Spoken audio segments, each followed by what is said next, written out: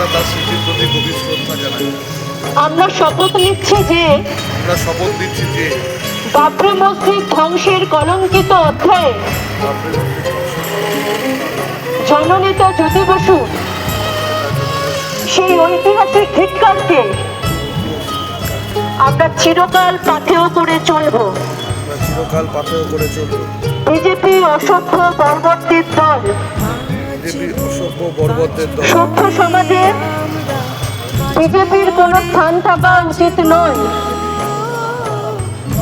এই দূরদর্শী সতর্ক বাণীকে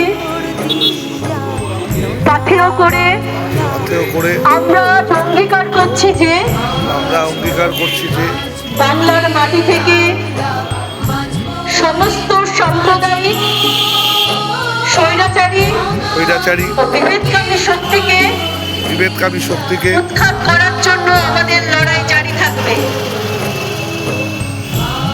আমরা বিস্মৃত হব না জননেতার সেই ঐতিহাসিক পর্যবেক্ষণ। তৃণমূলের সবচেয়ে বড় অপরাধ হলো এ রাজ্যে বিজেপিকে ডেকে আনা। সংকীর্ণ স্বার্থে যারা এই সাম্প্রদায়িক বিষবৃক্ষকে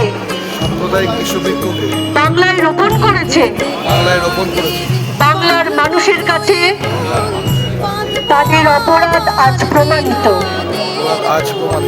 আমরা তাদের বিরুদ্ধে মানুষকে সঙ্গে নিয়ে লড়াই জারি রাখবো। এই দুই অশুভ শক্তির বিরুদ্ধে সমস্ত বামপন্থী,